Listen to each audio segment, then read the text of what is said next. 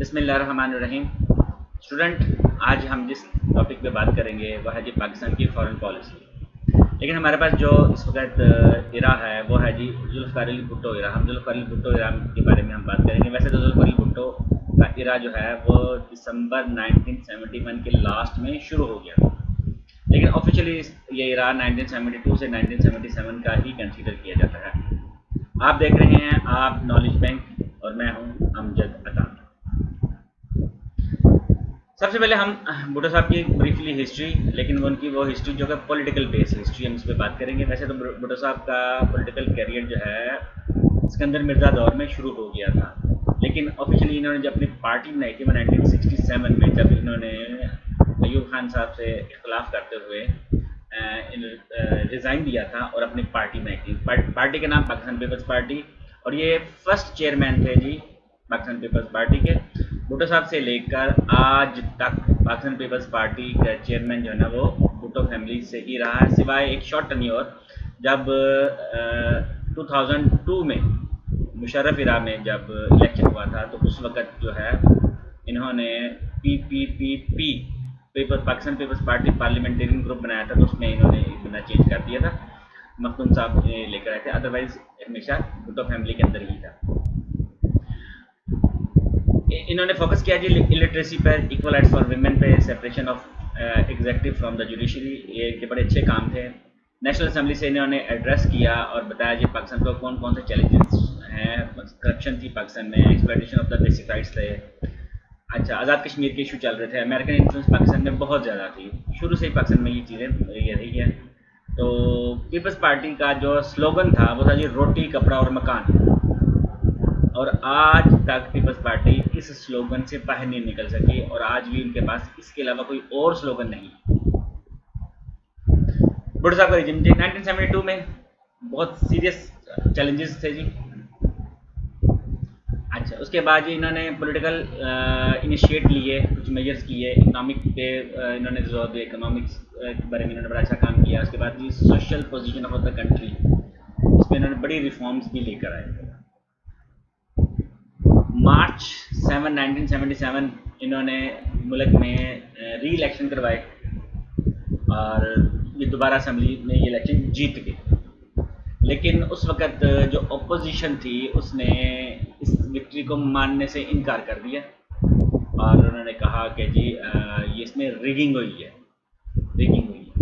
تو یہ ایجوٹیشن پہ چلے گئے. ملک کے حالات اتنے خراب ہو گئے کہ پاکستان میں جنرل ضیاء الحق نے ماشاء اللہ امپوز کر دیا جولائی 5 1977. فارن پالیسی، اصل میں فارن پالیسی ہوتی کیا؟ سب سے پہلے جی پالیسی جی کوئی بھی ریاست اپنے لیے جو کام کرنا ہے اس کے لیے جو ایک لاہ عمل ترتیب دیتی ہے اس کو پالیسی بولتے ہیں. فارن پالیسی سے مراد یہ ہے کہ جب بھی کوئی ریاست اپنے ملک سے باہر دوسری ریاستوں کے ساتھ، قوموں کے ساتھ، دوسری پارٹس کے ساتھ جب وہ نیگوشیٹ کرتی ہے، کوئی لاہ عمل تیار کرتی ہے اپنے کامن گولز کو اچیو کرنے کے لیے، تو اس کو جو ہے فارن پالیسی کہا جاتا ہے.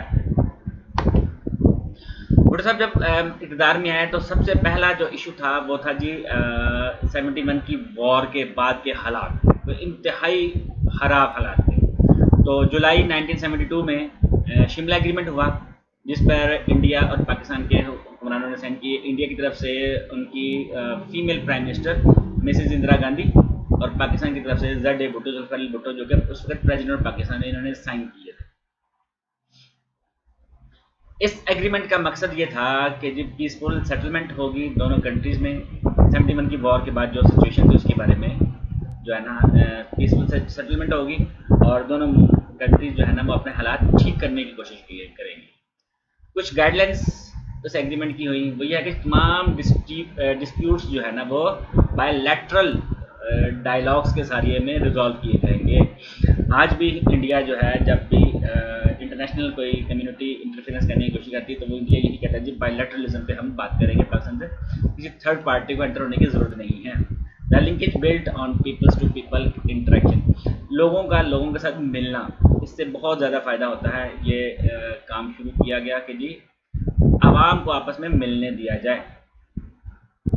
اس کے بعد یہ line of control Jammu Kashmir میں جو بنی تھی اس کی اتھینٹسٹی کو پروٹیکٹ کیا جائے گا، کوئی بھی لائن آف کنٹرول کو وائلیٹ نہیں کرے گا۔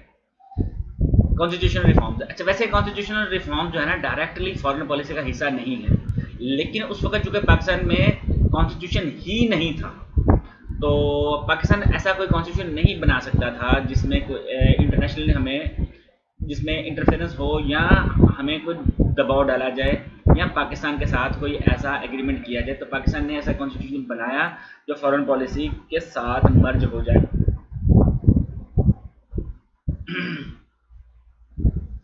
اس لیے ہم کانسٹیٹیوشنل ریفارمز بھی ڈسکس کریں گے۔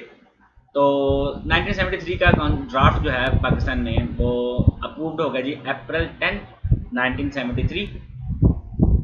اس کے بعد جی 14 اپریل 1973 کو یہ کانسٹیٹیوشن پاکستان میں امپوز کر دیا گیا، یہ انفورس ہو گیا۔ اچھا اس کانسٹیٹیوشن میں بیسک رائٹس لوگوں کو دیے گئے، اچھا سروائیول کا، لبرٹی کا، ایکویلٹی کا، فریڈم آف اسپیچ کا، ٹریڈ کا، ایسوسیشن کا، یہ رائٹس دیے گئے۔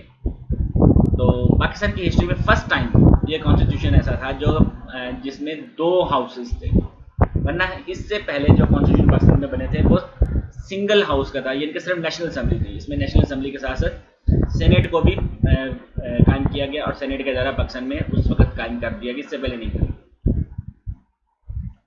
نیوکلیئر ویپن، بھٹو صاحب جو ہے نا انہوں نے پاکستان کے نیوکلیئر پروگرام سٹارٹ کیا 1974 میں، یہ بہت بڑا کارنامہ تھا، پاکستان کا ایک بہت بڑا کارنامہ تھا جو کہ بھٹو صاحب کے رجیم میں شروع ہوا۔ بھٹو صاحب کے ایڈمنسٹریشن کی یہ اسکل تھی، یہ جو کہ ہیجمنی لیڈرشپ ان کا اسٹائل تھا کہ نیوکلیئر پروگرام انہوں نے سٹارٹ کر لیا اور اس کے بعد انہوں نے کنٹینیو بھی رکھا، جو حالانکہ بہت زیادہ پریشر پاکستان پر تھا۔ اچھا پاکستان نے یہ بتایا کہ جی چونکہ ہندوستان نے ایٹمی ایکسپلوژن کر دیا ہے اور پاکستان کے پر بہت سیریسلی ایشوز ہیں، کمپیل پاکستان سیکیورٹی کا ایشو پاکستان پہ بہت زیادہ ہے، تو پاکستان کے لیے بہت زیادہ ضروری ہے کہ پاکستان جو ہے وہ بھی نیوکلیئر پروگرام سٹارٹ کرے۔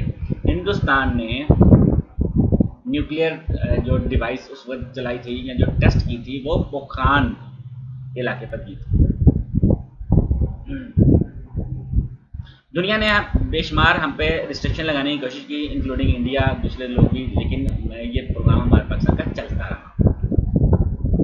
انٹرنیشنل افیئرس، پاکستان کی فارن پالیسی جو ہے نا وہ ویسٹ بیس یا یو ایس بیس جو ہے نا یورپ بیس زیادہ رہی ہے، اور پاکستان ماضی میں سیٹو اور سینٹو کا ممبر بھی رہا ہے، تو یہ بھی ایک ایشو تھا۔ تو وہ لوگ پاکستان کے معاملات میں انٹرفیئرنس بھی کرتے تھے اور پاکستان سے اپنی باتیں زبردستی منواتے بھی تھے۔ بھٹو صاحب کے دور میں یہ چیزیں ختم کر دی گئیں۔ بھٹو صاحب نے سیٹو اور سینٹو کے بجائے میں جو سوویت یونین سے اور ایون چائنا سے بھی ریلیشن شپ پاکستان انہوں نے قائم کر دی، حالانکہ آلریڈی چائنا سے ریلیشن شپ تھی لیکن ہمارا ادھر ریلیشن شپ مزید بہتر ہو گئے تھے۔ انہوں نے مسلم ورلڈ کے ساتھ، مسلم کنٹریز کے ساتھ، سعودی عربیہ کے ساتھ بڑے اچھے تعلقات قائم کیے تھے، اور پاکستان کی فارن پالیسی میں آج بھی سعودی عرب کا بڑا امپورٹنٹ رول ہے۔ پاکستان کی ہسٹری کا ایک بہت بڑا واقعہ وہ ہے جی OIC سمٹ کانفرنس جو ہے 1974 میں پاکستان میں لاہور میں ہوئی، جس میں تقریباً ساری دنیا کے جو مسلمان ہیڈ تھے، سربراہان جو تھے وہ پاکستان میں پہنچے تھے۔ بہت وسیع اور ریز مینجمنٹ یہاں پر ہوئی تھی۔ تو صاحب نے اس کو بہت بڑا نام دیا، بہت اس کی پاپولیرٹی میں اضافہ ہوا، اور اس وقت وہ بہت مشہور ملی نغمہ، ایک نغمہ چلتا تھا، ہم مستفوی ہیں، مستفوی ہیں، ہم مستفوی ہیں۔ تو لوگوں نے یہاں پر ان پر اعتماد کیا۔ اچھا اس کے بعد جو ہے نا انہوں نے کوشش کی کہ جو ہر ملک کے ساتھ جہاں پہ بھی ریلیشن شپ بنے گی بائی لیٹرلزم پہ بنے گی، اور مسلم دنیا کے ساتھ بھی ہوں گے، اور اس کے بعد جو ہے نا دوسری کنٹریز کے ساتھ بھی ایسے ہی ریلیشن شپ ہوں گے بائی لیٹرلزم پہ۔ اچھا جی، regime of British bilateralism in Z.A. Bhutto. The period of bilateralism is commonly known as Zulfikar Bhutto politics. Bhutto صاحب کے رجیم میں جو چیز بہت زیادہ یوٹیلائز ہوئی ہے وہ بائیلیٹرلزم استعمال ہوا جی، پولیٹیکل، اکنامک، کلچر ریلیشن شپ سب اور سوورن اسٹیٹس کے طور پہ ہم نے دنیا کے ساتھ بائیلیٹرلزم پہ بات کی۔ پاکستان جو کہ اس وقت نیولی بورن اسٹیٹ تھا، پاکستان کا بنے ہوئے ابھی بہت زیادہ دیر نہیں ہوئے تھے، دیر نہیں ہوئی تھی تو پاکستان کی کافی سارا مشکلات تھی، تو یہ بہت زیادہ ضروری تھا کہ پاکستان اپنی فارن پالیسی بہت اچھے انداز میں چلائے اور ڈپلومیسی کا سیٹ اپ بہت اچھا چلائے، تاکہ ہم دنیا کے ساتھ بات چیت کریں اور دنیا ہماری مشکلات کو سمجھے۔ اس بائیلیٹرزم پالیسی پر وہ ہیرو بن گئے، پاکستان میں تو ہیرو تھے ہی، بنے تھے، دنیا میں بھی نا بن گئے، اور عرب کنٹریز میں وہ بہت پاپولر ہوئے۔ اس سے پاکستان کو اکنامک بھی فائدہ ہوا، پولیٹیکل بیس پہ بھی فائدہ ہوا، مڈل ایسٹ میں بھی فائدہ ہوا، ایون آسیان والی سائڈ پہ بھی پاکستان کو بہت زیادہ فائدہ ہوا، اور ویسٹرن میں بھی پاکستان کو فائدہ ہوا۔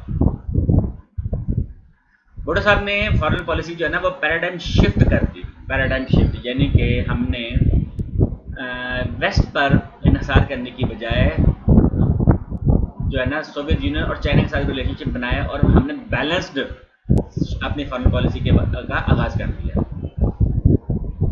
اس سے پاکستان پہ انفراسٹرکچر، بلڈنگ اور مینوفیکچرنگ سیکٹر میں بہت زیادہ اضافہ ہوا۔ پاکستان میں بہت بڑے بڑے پروجیکٹ اس زمانے میں لگے، جیسے کہ اسٹیل مل کا جو پروجیکٹ ہے یہ اسی دور کا شاخسانہ ہے۔ جب بھٹو صاحب نے پیراڈائم شفٹ کیے تو ڈیفینیٹلی ویسٹ سے اور اسپیشلی یو ایس سے ان پہ بہت زیادہ پریشر آیا۔ ظاہر ہے اب یو ایس جو ہے ڈائریکٹلی پریشر یہ تو نہیں ڈال سکتا تھا کہ آپ اب پیراڈائم شفٹ نہ کریں، انہوں نے نیوکلیر ڈیولپمنٹ پروگرام پر انہوں نے اپنا چیزیں نا شفٹ کی ہے، اور انہوں نے پریشر کیا کہ جی آپ اپنا وہ پروگرام ختم کریں۔ بھٹو صاحب نے فرانس کے ساتھ ایک ایگریمنٹ کیا کہ جی ہمیں پاور پلانٹ کے لیے جو را مٹیریل ہے وہ فرانس سے ملے گا، فرانس سے ہم خریدیں گے، لیکن یو ایس نے جب پریشرائز کیا پاکستان کو بھی اور فرانس کو بھی یہ معاہدہ کینسل کرتے ہیں، تو فرانس نے وہ معاہدہ ختم کر دیا۔ بھٹو صاحب جو ہے عرب کنٹریز کے ساتھ، مڈل ایسٹ کے ساتھ، مسلم کنٹریز کے ساتھ انہوں نے اپنے آپ کو ٹرن کر لیا، انہوں نے دیکھ لیا کہ اگر ہم نے سروائیو کرنا ہے تو پھر ہمیں اپنے الگ سے بلاکس بنانے پڑیں گے عرب کنٹریز میں ساتھ۔ اچھا، پھر عرب کنٹریز کے ساتھ ساتھ جو ہے نا شہنشاہ ایران کے ساتھ دنیا پاکستان میں بہت کم ایسے وقت آئے ہیں جب ہمارے عرب کنٹریز کے ساتھ اور ایران کے ساتھ بڑے اچھے تعلقات رہے ہیں، جس میں سے ایک بڑا واقعہ جو ہے نا وہ بھٹو صاحب کا دور ہے جب ہمارے اچھے ریلیشن شپ ان کے ساتھ رہے۔ ترکی، ایران اور پاکستان نے مل کر ایک آرگنائزیشن بنائی، regional cooperation for development RCD، اگرچہ یہ 1964 میں یہ ایک کانفرنس جو ہے نا یہ آرگنائزیشن بن گئی تھی، 64 یعنی ایوب ایرا، لیکن اس وقت بھی جو فارن منسٹر تھے وہ ذوالفقار علی بھٹو صاحب تھے، یہ اس دور میں بھی چلتا رہا۔ بعد میں پاکستان میں جب جنرل ضیاء کی گورنمنٹ آئی اور ایران میں جب خمینی کا انقلاب آ گیا تو اس کے بعد یہ آرگنائزیشن کا نام چینج کر دیا گیا، RCD کے بجائے ECO، اکنامک کوآپریشن آرگنائزیشن، یہ 85 میں بنائی گئی جو کہ جنرل ضیاء کے دور میں۔ اچھا، بھٹو صاحب کا جو یہ الائنس مسلم ورلڈ کے ساتھ تھا اس میں ان کی پاپولیرٹی کا اضافہ ہوا، ڈومیسٹکلی بھی، ریجنلی بھی اور انٹرنیشنل لیول پہ بھی۔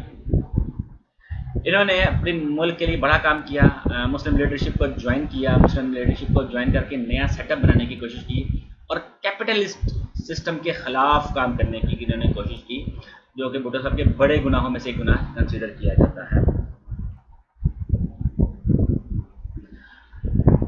پہلے لیڈر اسلامک ورلڈ کے جنہوں نے بتایا کہ جی ہم تیل کو بطور ہتھیار استعمال کر سکتے ہیں ویسٹرن کنٹریز کے، ہم تیل کو روک کر ان کو ویسٹ کو یا یورپ کو، امریکہ کو ہم اپنی بات منوا سکتے ہیں، یہ بھی بھٹو صاحب کے گناہوں میں ایک گناہ شامل ہے۔